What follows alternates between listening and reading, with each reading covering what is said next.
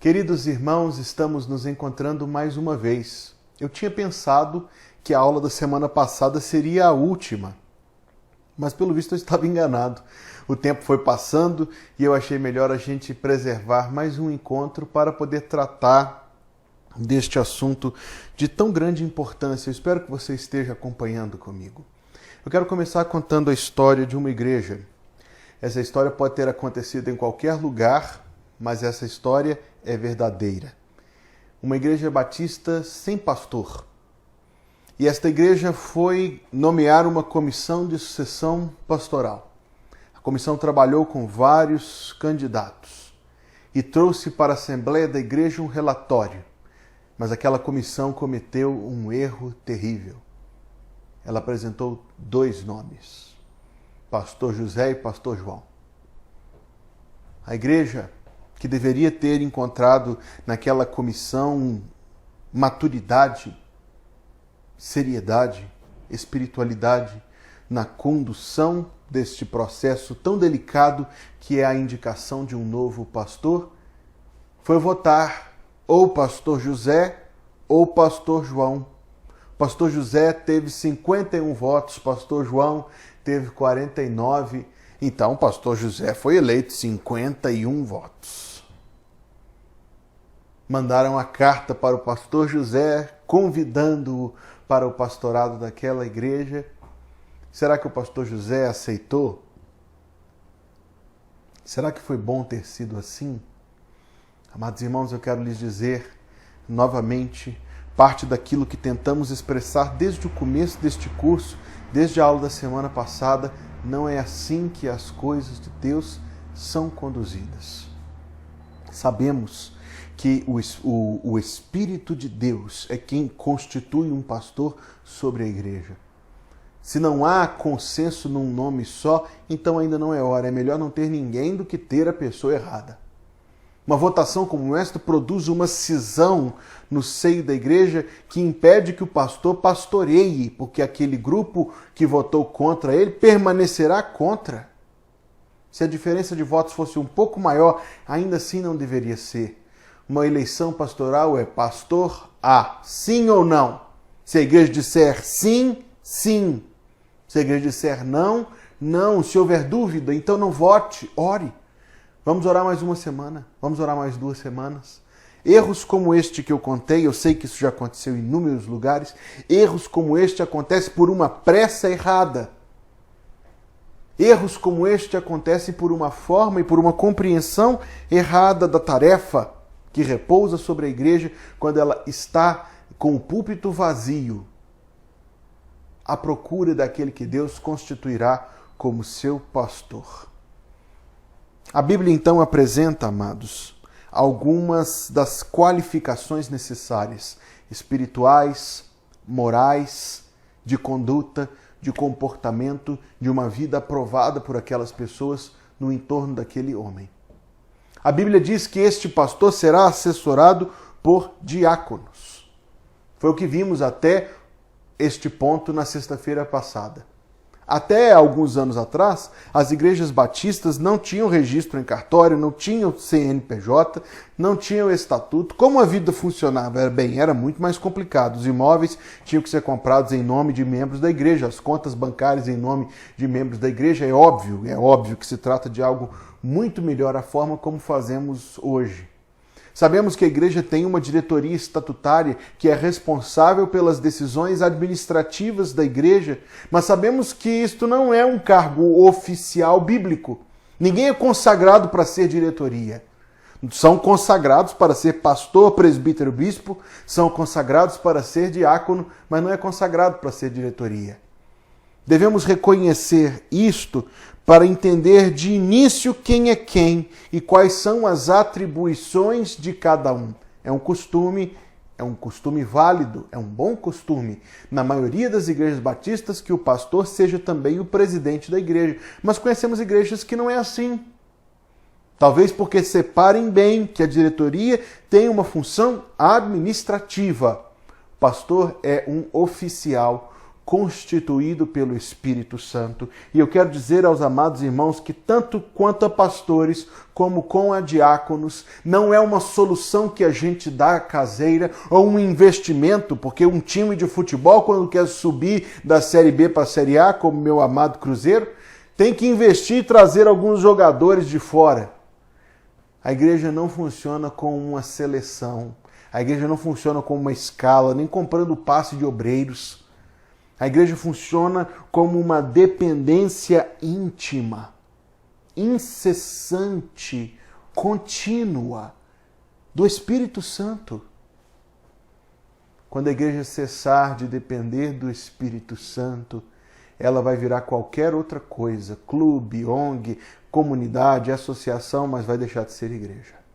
É o Espírito Santo quem chama.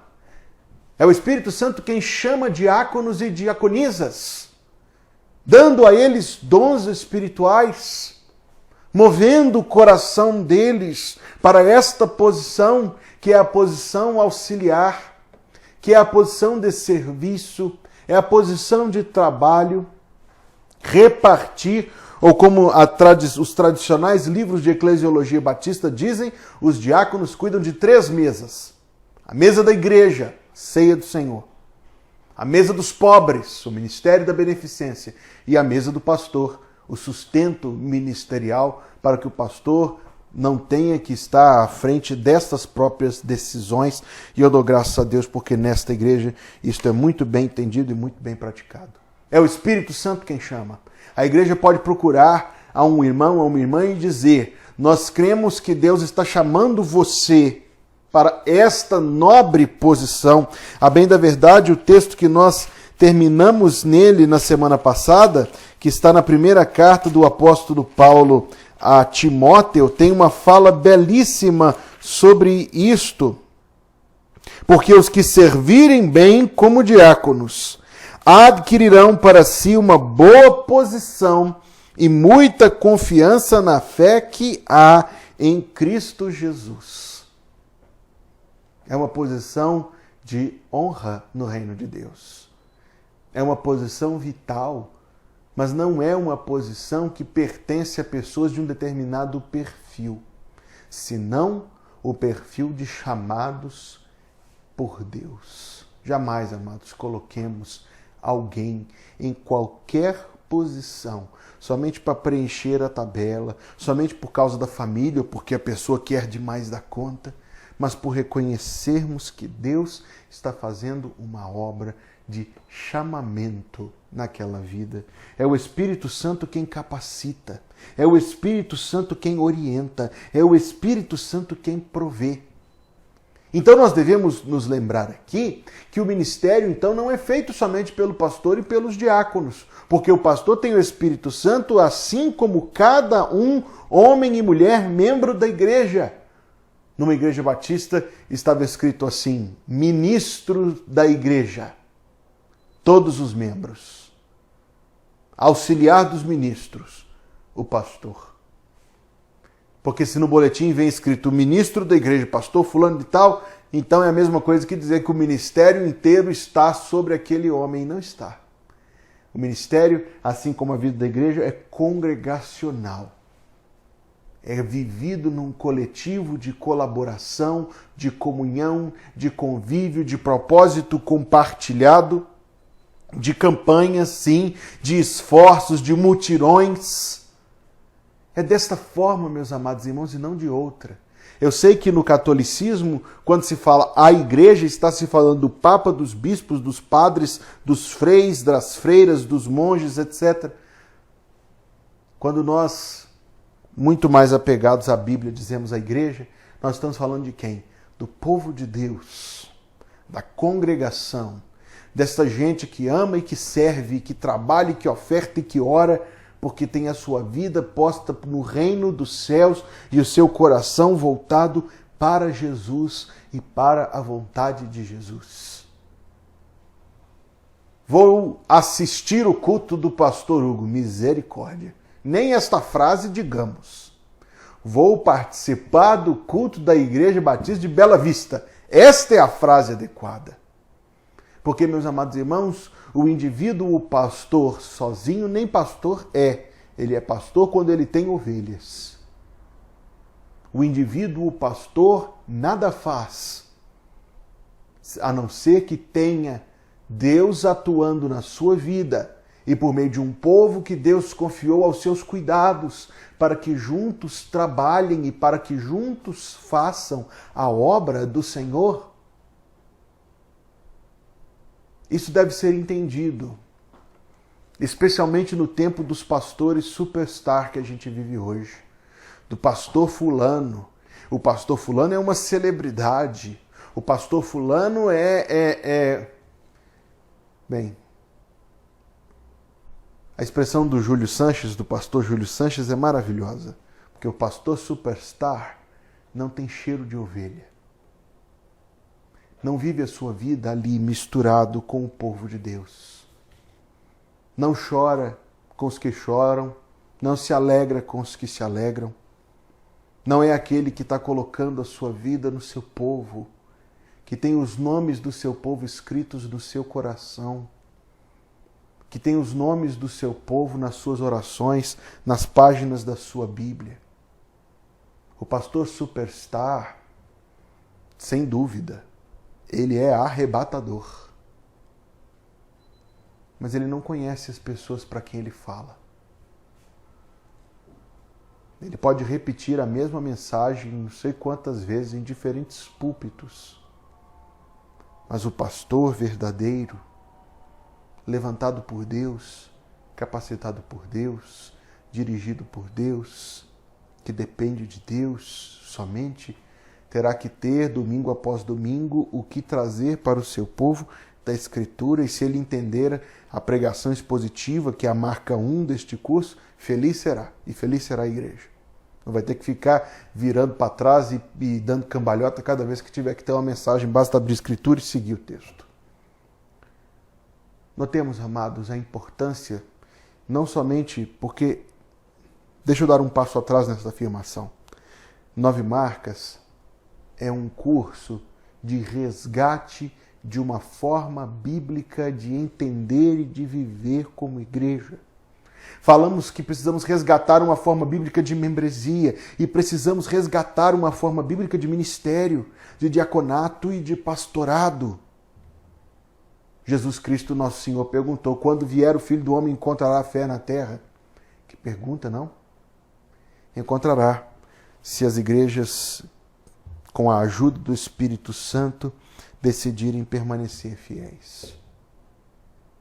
O pastor e os diáconos, os líderes levantados por Deus, têm 4 tarefas. CASS. Estes 4 desenhos aqui, eu honestamente espero que isso esteja bem visível na câmera. Se não estiver, a gente produz um slide para poder adicionar. CASS. Chefiar. Ora, mas o senhor está falando o tempo todo de congregacionalidade, de horizontalidade, assim como estou falando que a liderança, presente ali na palavra bispo, se faz presente como um aspecto da vida da igreja e do ministério do pastor e dos demais líderes. Chefiar a igreja.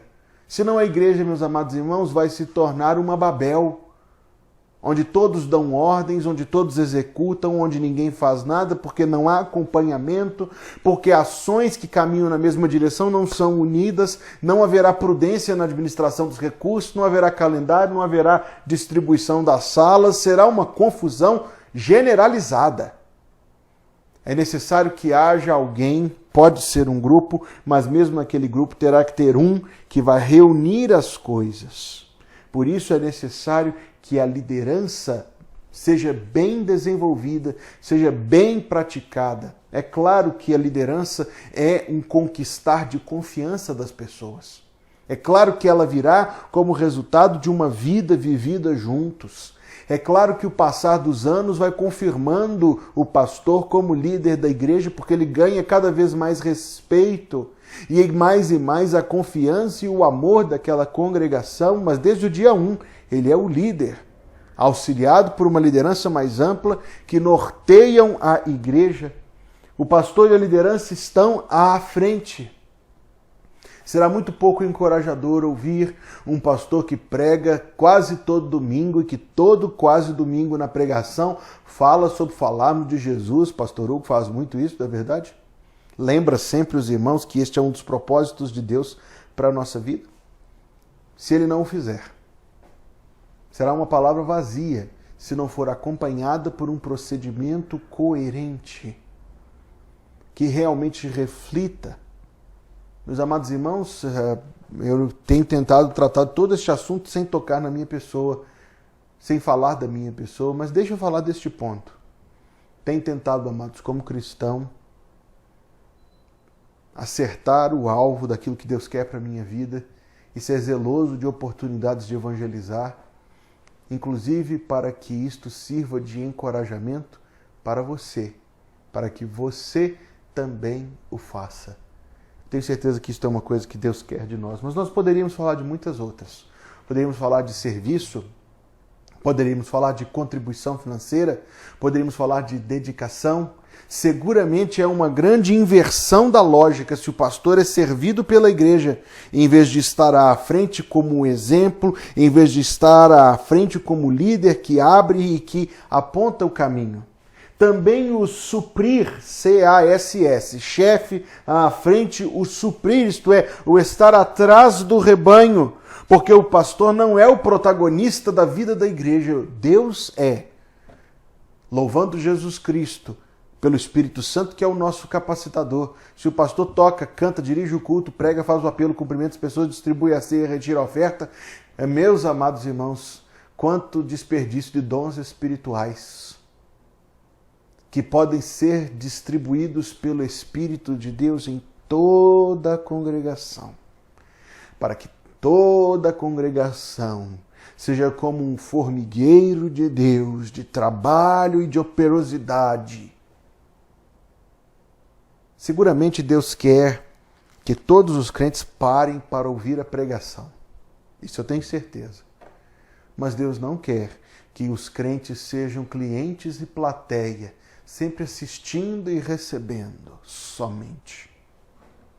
O suprir tem a ver com o treinamento de pessoas, com um curso como este aqui. O suprir tem a ver com encontros constantes com a liderança.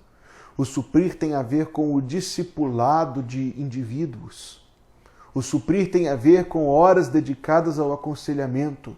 O suprir tem a ver com a dedicação do ministro ao seu povo, permitindo e capacitando o povo para fazer. Afinal de contas, amados, uma das razões por que a gente não faz algumas coisas é porque a gente não sabe fazer. Se, no entanto, a igreja se colocar e a liderança da igreja se colocar diante do povo para capacitar e dar ao povo a liberdade de fazê-lo, Deus encherá a igreja de um tesouro de dons. E, por fim, a liderança, o pastor e os demais líderes devem servir, colocar as suas vidas à disposição das pessoas. Veja comigo o Evangelho de João, capítulo número 13. Evangelho de João, capítulo número 13. Dá vontade até de ler o texto todo, mas eu vou ler só um pedaço. Ora, antes da festa da Páscoa, sabendo Jesus que já era chegada a sua hora de passar deste mundo para o Pai, como havia amado os seus que estavam no mundo, amou-os até o fim. E acabado a ceia, tendo já o diabo posto no coração de Judas Iscariotes, filho de Simão, que o traísse, Jesus, sabendo que o Pai tinha depositado nas suas mãos todas as coisas, e que havia saído de Deus e ia para Deus, levantou-se da ceia, tirou as vestes, isto é, a túnica por cima da sua veste mais próxima do corpo, e tomando uma toalha, cingiu-se. Depois deitou água numa bacia e começou a lavar os pés aos discípulos e a enxugar-lhes com a toalha com que estava cingido. Verso número 12. Então, depois que lhes lavou os pés e tomou as suas vestes e se assentou outra vez à mesa, disse-lhes: Entendeis vós o que vos tenho feito? Vós me chamais mestre e senhor e dizeis bem, porque eu o sou. Ora, se eu, Senhor e Mestre, vos lavei os pés, vós deveis também lavar os pés uns aos outros. Porque eu vos dei o exemplo, para que, como eu vos fiz, façais vós também. Na verdade vos digo que não é o servo maior do que o seu senhor, nem o enviado maior do que aquele que o enviou. Verso 17 de João, capítulo 13. Se sabeis estas coisas, bem-aventurados sois se as fizerdes. Eu considero este texto não somente belo, ele é belíssimo, emocionante, porque nos mostra aquele que nós amamos mais do que qualquer outro, Jesus, dizendo que ele fez algo para que nós fizéssemos também. Fê-lo por amor, tendo amado os seus, amou-os até o fim. Fê-lo, meus amados irmãos, sem medo nenhum de servir. Ele não tinha este apego, ele sabia quem ele era. Eu não posso discorrer aprofundadamente sobre isso, mas ele diz, sabendo que o Pai tinha depositado nas suas mãos todas as coisas e que havia saído de Deus e que ia para Deus. Ele não precisava se confirmar por meio de exterioridades. Ele servia. Meus amados irmãos, na igreja, todos devem servir, mas principalmente aqueles que Deus separou para isto ainda mais. O pastor, os diáconos, a liderança da igreja tem que ser uma liderança não de ordens, mas de serviço. Se já foi retratado muitas vezes na história que eu trato disso aqui com certa delicadeza e eu espero que as minhas palavras sejam bem expressas e bem compreendidas. Se já foi entendido no passado que o papel da diretoria é demitir pastor, ou se já foi entendido no passado que o papel dos diáconos é caçar os jovens, meus amados irmãos, misericórdia. Porque o papel de todos aqueles que assumem qualquer posição na vida da igreja é trabalhar servindo o povo. A mentalidade de serviço está longe, longe, longe da mentalidade do nosso tempo. A mentalidade do nosso tempo é cada um preservando sua comodidade, seu conforto e dizendo assim, pastor, queria fazer, mas não posso, porque eu estou muito cansado, queria fazer, mas não posso, porque eu estou muito ocupado. Nós sabemos que este não é o exemplo de Jesus, não é verdade? Nós sabemos que este não é o exemplo dos apóstolos. O exemplo da Bíblia é que a igreja será saudável na força do trabalho comprometido da sua membresia. A igreja será saudável porque será operosa, será trabalhadora. Com relação à IBBV, eu dou graças a Deus. Eu não fiz essa cotação, devia inclusive fazer. Mas eu acho que praticamente 80% ou mais da membresia, estão trabalhando em alguma coisa. Existem alguns, louvados seja Deus pelas suas vidas, que estão trabalhando demais da conta. Mas a grande maioria exerce alguma atividade na vida da igreja. É assim que tem que ser. Nós estamos falando sobre liderança. E estamos falando sobre algo que no nosso tempo é muito sentido. As pessoas se ressentem de políticos, as pessoas se ressentem de líderes no geral. E existe até uma ideia cultural estabelecida que se alguém lidera é porque tem segundas intenções e vantagens obtidas nisso.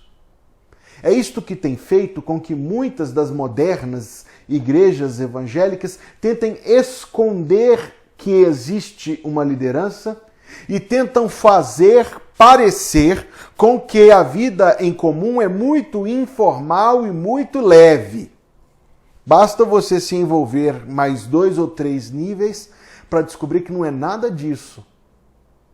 Eu ouvi a história de um pastor em São Paulo, muito interessante, porque ele foi procurado por um jovem, e esse jovem tinha um canal no YouTube com alguns milhares de seguidores. Lá ele abria a Bíblia e ia lendo e comentando.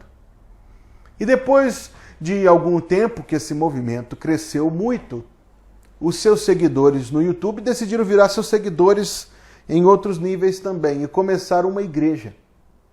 Esse jovem, então, com alguns... Veja como surge, é inevitável que surja a liderança, mas não queriam dizer essa palavra. Com alguns daquele grupo, escolheram um galpão para alugar. e disseram que a igreja seria uma igreja assim, isso aqui, é esse galpão. A gente abre, cada um traz a sua cadeira, a sua almofada, o seu paninho, senta, um toca o violão, outros cantam, um prega, depois a gente vai embora para casa. Faz a ceia, tira a oferta, vai embora para casa. Ele foi procurar o pastor dessa igreja batista, que é uma igreja batista antiga, quase centenária, organizada, como a maioria das nossas igrejas são, porque ficava na vizinhança desse galpão que ele alugou e ele sentiu que devia prestar certa diplomacia. Então ele se apresentou ao pastor, apresentou a proposta da igreja dele e o pastor disse: meu filho, eu quero que você fique muito tranquilo, viu? Pode ficar tranquilo. Ele disse: pastor, obrigado. Não, ele disse: eu quero que você fique muito tranquilo, porque eu quero que você fique tranquilo e saiba tranquilamente que você vai precisar de diretoria, de estatuto, de regimento interno, de conta bancária, de livro de ata, de assembleia, você vai precisar de escala de trabalho, você vai precisar de N coisas para que a sua proposta consiga migrar de um movimento informe para algo consistente, frutífero e produtivo. E esse mesmo pastor disse que pouco tempo depois o rapaz disse: pastor, que bom que o senhor disse para eu ficar tranquilo, porque tudo que o senhor disse era verdade. O esforço para parecer informal é apenas uma tentativa de esconder as preparações, de esconder a forma como as coisas funcionam para que pareça isso que é atrativo para uma sociedade sem forma como a nossa. Mas, queridos irmãos, nada poderia estar mais longe da Bíblia. Na Bíblia não somente a gente tem liderança. Na Bíblia a gente tem liderança estabelecida por Deus, pré-fixada, com características inegociáveis a ser praticadas e vividas. Quem vai vivê-las deve vivê-las com zelo. Estufa o peito e diz: eu sou pastor. Quer dizer o quê? Que eu sou servo do povo de Deus. E se eu não for servo, Deus não me confiará ovelhas, e se Deus não me confiar ovelhas, eu não sou pastor. Outro se dirá muito importante: não, eu sou da diretoria, eu sou diácono. Meus amados irmãos, permita-me dizer isto com toda franqueza, como se eu estivesse com vocês aqui diante de mim. Se isto não for ser vivido com zelo, então é melhor não viver. Se isso não for ser praticado colocando a sua vida nisso e nos propósitos de Deus, então é melhor não ocupar esta posição. Correto é ocupar esta posição colocando a vida nisso. Alguém diz, como sabemos que existe em todo lugar: vamos eleger fulano de tal, vamos mandar fulano de tal para o seminário porque ele é bem envolvido na igreja. Ora, todo mundo deve ser bem envolvido na igreja. Não, vamos fazer, pastor, porque fulano de tal é muito bom. A não ser que Deus tenha chamado, será uma tragédia na vida dele e será uma tragédia na vida de toda a congregação aonde ele for. Pode ser que ele obtenha grandes números. Não quis dizer hora nenhuma que ele foi chamado por Deus para ocupar essa posição. Queridos irmãos, eu queria lhes contar que existe uma razão porque o pastor Hugo usa gravata todo domingo. Embora não use aqui no contexto de aula, existe uma razão porque eu uso gravata todo domingo. Eu sempre incluo isso no curso 9 Marcas. Existe muita coisa que eu não pude tocar no assunto aqui. Se você um dia tiver a oportunidade, faça o curso presencial. Nós estamos treinando gente para poder continuar e multiplicar estas aulas que são muito importantes. Existe uma razão. Quando eu ainda era seminarista, na igreja onde eu era membro, um domingo de manhã eu estava na igreja assistindo o culto da manhã, participando do culto da manhã. Naquele dia eu fui de camisa e paletó. Ao meu lado estava um pastor. Aquele pastor estava de roupas comuns. Um visitante entrou na igreja. E esse visitante queria conversar com um pastor. Estava eu de paletó e um homem ao meu lado sem paletó. A quem você acha que ele foi? Se você disse que ele foi a quem estava de paletó, você acertou, mesmo não sendo pastor. Assim como existe como é que eu posso dizer? O policial, se ele não tiver de farda, como é que nós vamos saber quem ele é? Ou nós poderíamos referir isso a todo tipo de uniforme. Não, o paletó e a gravata não são uniforme do pastor, eu sei que não. Sei que quando eu estou aqui assim de blusa, eu também sou o pastor. Mas sei também, meus amados irmãos, que existe algo externo, quase que no psicológico humano, que significa aquilo, entende? Que mostra para alguém quem é quem naquele ambiente. Isso tem tudo a ver. Existe uma razão. Eu, talvez, para ser bem verdadeiro, por conforto, por comodidade pessoal, não usaria. Eu gosto de usar tênis.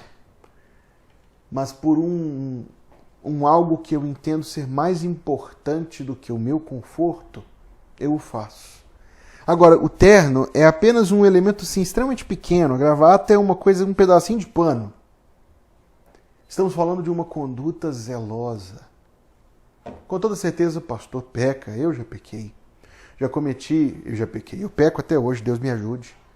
Mas já cometi erros no próprio ministério. Erros dos quais me arrependi, pedi perdão ao Senhor e tento agora caminhar de uma forma diferente. E a cada dia a gente vai aprendendo coisas novas, amadurecendo e se corrigindo. Sem dúvida o pastor erra. Sem dúvida os diáconos erram. A questão não é uma impecabilidade, mas uma conduta coerente, uma conduta bíblica, uma conduta que seja fiel ao Senhor. Existem pecados que colocam as pessoas fora do ministério. Se um dia você quiser conversar sobre isso, participe do curso presencial de 9 Marcas. Existem pecados que colocam a pessoa fora do ministério, sem dúvida. Mas existem outros, como é que eu posso dizer, erros que fazem parte de uma caminhada de aperfeiçoamento e que a igreja consegue tolerar, consegue perdoar, não comprometem a conduta nem a autoridade daquele que fala e que tem a ver com a forma coerente como essas pessoas estão procurando servir o Senhor. Mas no tempo em que as pessoas não aceitam, se ressentem de liderança, é dever dos crentes, por temor a Deus e para viver segundo a vontade de Deus, é dever dos crentes aceitar isto, viver isto, abraçar isto, alegrar-se nisto, praticar isto. Não é uma obrigação a ser cumprida com resmungos, mas algo a ser aceito como parte natural da vida da igreja, que glorifica a Deus, que faz bem à igreja. Estas, meus amados, são as nossas considerações sobre a liderança da igreja local. A igreja precisa ter liderança, uma liderança constituída por Deus e bíblica em todo o seu procedimento. Mas hoje é o nosso último encontro do curso virtual 9 Marcas de uma Igreja Saudável. Se você caminhou conosco até aqui, eu quero primeiro te cumprimentar. Eu quero dizer que tenho orado por este grupo de pessoas que têm assistido esta aula, no desejo sincero de que seja algo que contribua para a edificação das suas vidas, mais confirmação da vontade de Deus e para a saúde da nossa própria igreja. Quero também, meus amados irmãos, expressar este conceito repetido algumas vezes. Saúde não é equivalência de sucesso. Se nós estamos pensando em que a nossa igreja tem que ser a com maiores números de pessoas e de arrecadações, nós vamos fazer qualquer coisa por isso, inclusive comprometer a nossa essência. Algo que Deus nos livre de fazer. Mas se nós pensarmos, por outro lado, em sermos uma igreja bíblica e fiel, aprovada por Deus, o nosso alvo não será sucesso, mas sim saúde. E a nossa prática não será medida por tentativa e erro, mas por fé e convicção nas coisas da palavra de Deus. Amados irmãos, que a palavra de Deus nos molde, até que todos cheguemos... Não, eu quero começar um verso antes. Efésios 4:11. Ele mesmo, Jesus Cristo, deu uns para apóstolos, outros para profetas, outros para evangelistas, outros para pastores e mestres, querendo o aperfeiçoamento dos santos para a obra do ministério, para a edificação do corpo de Cristo, até que todos cheguemos à unidade da fé e ao conhecimento do Filho de Deus, a homem perfeito, à medida da estatura completa de Cristo, para que não sejamos mais meninos inconstantes, levados em roda por todo o vento de doutrina, pelo engano dos homens que com astúcia enganam fraudulosamente. Antes, seguindo a verdade e em amor, cresçamos em tudo naquele que é o cabeça, Cristo, do qual todo o corpo, bem ajustado e ligado pelo auxílio de todas as juntas, segundo a justa operação de cada parte, faz o aumento do corpo para a sua edificação em amor. Este é um daqueles maravilhosos textos do apóstolo Paulo, que avançar corretamente no texto é avançar palavra por palavra, por palavra, por palavra, por palavra. Não temos tempo para isto nesta noite. Posso apenas lhes dizer que este texto revela perfeitamente o plano de Deus para a igreja local, para a Bela Vista. Isto é, para você na Bela Vista. Uma igreja saudável, que cresce, espiritual e numericamente, uma igreja dirigida pela palavra, uma igreja que crê naquilo que a palavra ensina, uma igreja que prega o evangelho, uma igreja que busca conversões feitas por Deus, que integra os convertidos como membros, que os conduz numa via saudável, bíblica e correta, que elege líderes segundo a Escritura, que preocupa-se com que todos, num zelo muito amoroso uns pelos outros, estejam vivendo vidas aprovadas por Deus, procurando crescer, para que esta igreja cresça numérica e espiritualmente. Desde o começo do meu ministério aqui, eu tenho tentado ser dirigido por estes princípios. Ao longo destes anos, fomos apresentando para os irmãos esta conduta. Depois introduzimos o curso com uma forma já muito mais declarada, muito mais objetiva de transmitir aquilo que é nossas convicções a respeito da nossa igreja para o seu futuro. Meu chamado no final deste curso é que eu tenha em você um parceiro, um intercessor, um companheiro, na busca por vivermos como uma igreja saudável, dirigida de uma ponta até a outra, em cada reunião e culto, em cada relacionamento, dirigida pela palavra de Deus. Eu acredito, meus amados irmãos, que mais do que qualquer outra, esta é a igreja que o nosso tempo precisa, porque é a igreja de todos os tempos. Esta é a igreja que Jesus Cristo quer encontrar quando descer das nuvens. Hoje vivemos o tempo em que até se despreza esse conceito de denominação. Bem, eu não posso dizer aos irmãos que sou apegado à instituição da convenção, mas sou apegado aos princípios do Novo Testamento que nós chamamos de batistas. No dia em que Batista deixar de ser sinônimo de Novo Testamento, então eu não serei mais Batista, terei que procurar outro nome, mas não posso perder a minha essência. Meus amados, eu os convido a pagarmos o preço de sermos diferentes do nosso tempo.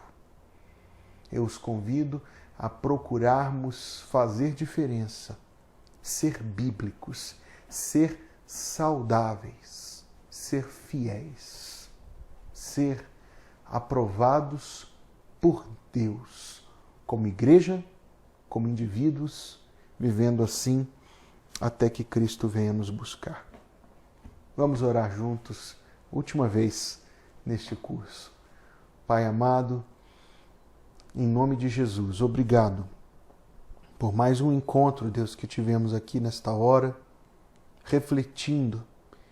E agora colocamos diante do Senhor, Deus, o nosso desejo de que a nossa vida em coletivo, como congregação, como família de Deus, como corpo de Cristo, como igreja, seja uma vida dirigida pela Tua palavra de tal maneira que o Senhor aprove, em nome de Jesus, a nossa conduta. Tem misericórdia de nós, Deus. Trabalha até mesmo na nossa própria igreja, segundo a Tua vontade, para a glória do Teu nome, conduzindo todos a entendermos, a crermos e a vivermos isto. Ajuda-nos, Deus, a ser diferentes. Ajuda-nos, Deus, a fazer diferença. Ajuda-nos, Deus, a alcançar outras pessoas para Cristo e a trabalharmos com amor até que o Teu Filho venha nos buscar. Obrigado por este tempo de estudo, mas pedimos, Deus, que realmente a Tua palavra faça diferença na forma como vivemos. Nós oramos em nome de Jesus e para a glória de Jesus. Amém. Pela última vez, eu lhe apresento este livro, 9 Marcas de uma Igreja Saudável, publicado pela editora Fiel. A igreja tem para empréstimo. Você pode comprar a um preço muito acessível no site dessa editora, ter a sua própria cópia com as suas próprias anotações e rabiscos e destaques. Leia, estude, que Deus nos ajude a viver assim. No futuro, nós ofereceremos outras vezes este mesmo curso em encontros presenciais e eu lhe encorajo a participar destes encontros. Esta terá sido a nossa última aula online deste curso, mas estaremos preparando para anunciar em breve uma nova proposta para a escola bíblica. Quando esta aula for ao vivo, eu acredito, for transmitida, eu acredito que essa proposta já terá sido anunciada. Então fica o nosso encorajamento a que todos continuemos a participar e a procurar viver vidas de genuíno, verdadeiro crescimento espiritual. Eu me despeço com a paz do Senhor. Eu agradeço você por ter ficado conosco hoje e ao longo deste curso está disponível para você assistir de novo, compartilhar com outras pessoas, para você rever alguma coisa ou o curso inteiro conforme desejar. Inscreva-se no nosso canal, ative o sininho de notificações, curta o vídeo, deixe aí o seu comentário. Enfim, boa noite, o meu abraço, esteja sobre nós a graça e a paz de Deus em nome de Jesus.